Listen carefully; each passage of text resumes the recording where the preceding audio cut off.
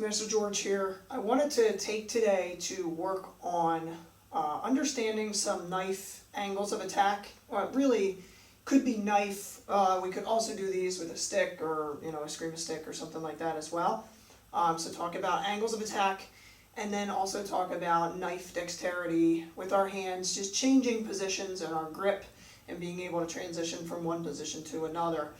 Alright, so the reason that we have these numbers for angles of attack is really for reference. Different martial arts systems use different number systems to talk about, well, an attack from this side or from this angle, whatever. The whole point is really just so we can communicate quickly. If I tell a student, alright, attack with an angle 1, they know, alright, come from this way, instead of me saying, okay, take your right hand, lift it up by your right ear and go outside in on a diagonal. That takes way too long. So the reason for the number system is just really that. It doesn't really matter what the numbers are per se, but I'd like you to try to memorize it just to make things easier and quicker for reference. Okay, so we're going to do everything in a traditional grip, which means we're going to hold the knife with the tip up. I'm going to put it in my right hand. My left hand is called my live hand, so I'm going to keep it up near my neck, protect myself. Angle 1 is going to be coming from right to left and going from high to low. So angle 1 is going to be in this direction. Now, for all of our swings, all of our cuts, we want to pay attention to our foreknuckles, because our foreknuckles tell us where the blade is actually headed. So if my foreknuckles are pointed down, then my blade is going to be pointing down. That's not what I want. This way. So I want the blade cutting along the body this way. So think about starting almost at the collarbone or the neck here and working your way down across the chest. So angle 1, this way. For angle 2, we're going to lift up by our left ear and go from left high to right low. So 1 and 2 together make an X. There's 1, there's 2. So I like to practice when I'm teaching this, just those 2 first. Notice I'm keeping my live hand up at all times, this way, and I'm paying attention to how my knuckles track. Okay, angle 3, come straight across from right to left, across the belly this way. Pay attention to the blade. We want the blade cutting our target, and then we'll turn at the end. So it'll be this way, straight across. And then for angle 4, I'm going to turn my palm over and just retrace my steps.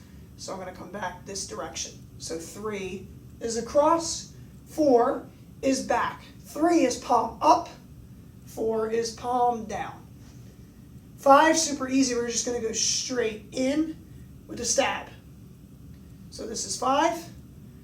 So let's review. 1, 2, 3, 4, and 5.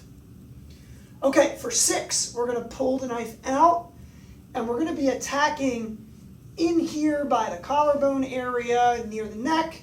So we're coming up, and we're going to use the tip to stab inward in this direction.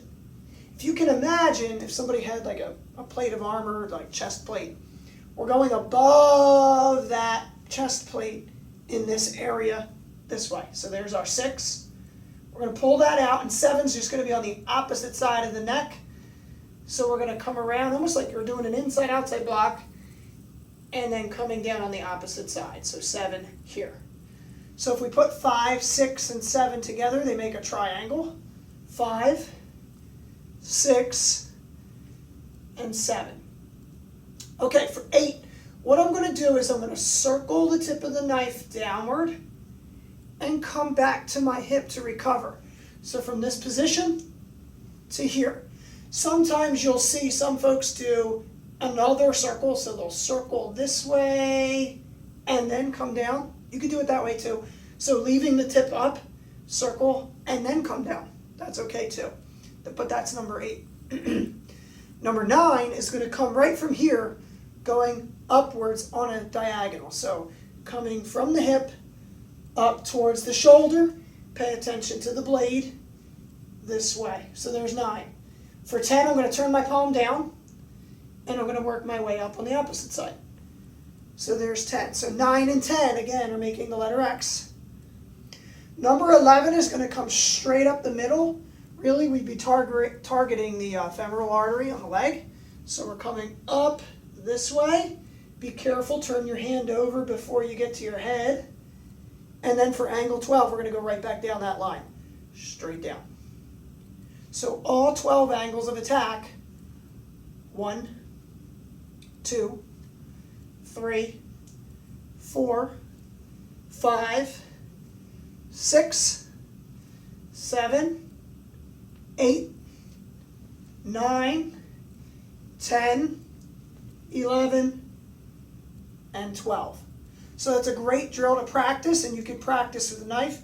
You can also practice with a short stick, like a collie stick, and a scrima stick, working those same exact angles. Pay attention to your left hand, and work on getting your hips involved in all of those cuts as you go through, all of those strikes as you go through, kind of sinking into it as you go. Okay, I also would like to talk about dexterity with the knife. And for this, you can notice I'm using a steel knife. I recommend that you practice with a trainer knife, a wooden knife, a plastic knife, something like that. Or if you have an aluminum one that's dull, that's a good idea too to start out.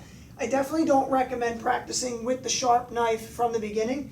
In fact, for the first couple times through, I'm going to put the sheath on. And the reason for that is this could slip out of your hands very easily.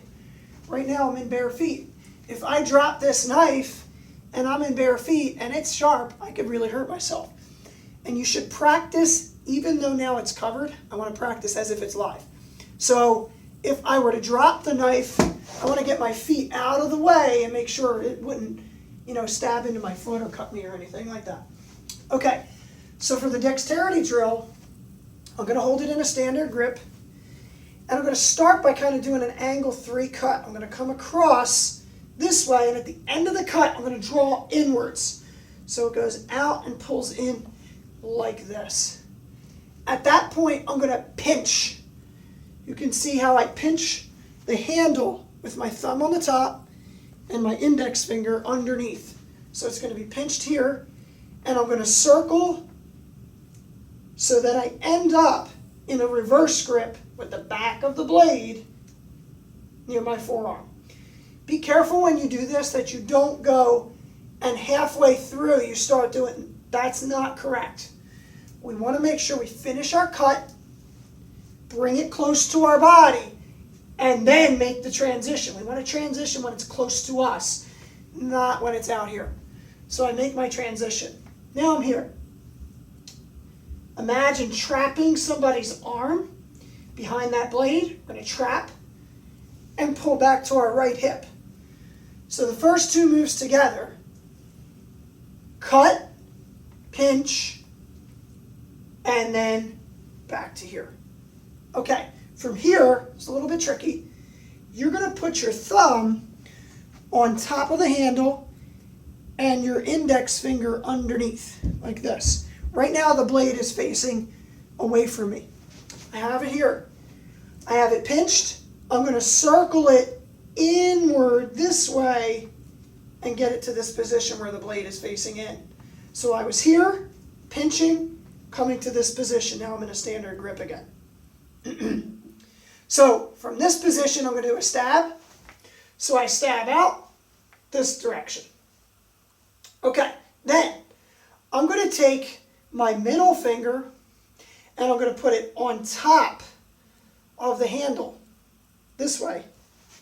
My thumb is on top, and I transferred my middle finger from the bottom to the top. So I have this pivot point here. My middle finger will push, and the tip of the knife is going to come up towards me. I'm going to grab on and flip it over. So I end up in this position. And I'm going to do 2 stabs, a high stab and a low stab. Or you could go in the opposite order. You could feel it out and see which one you like better. Either way, but changing levels. Okay, and then the last part is the trickiest in my opinion. What you need to do here is first, you have to pick up your wrist. Get your wrist up. Wrist up. Get your thumb on top of the handle and your index finger underneath. What's going to happen now is you're going to rotate the blade, well not the blade, actually the backside, in towards you and get back to this position. Now we're back at the start. So the whole drill, 1, transfer, 2, transfer, 3, transfer, double stab, transfer, and I'm back at the beginning. 1, 2, 3, 4, 5, and back. And you can practice that over and over again. When you get really, really smooth and you're not dropping the knife, try switching sides and being able to do it with your opposite hand and see if you can be just as smooth using your left hand as you can with your right hand. So that's it for today. Hope you enjoy it. Challenge yourself. Tung Su.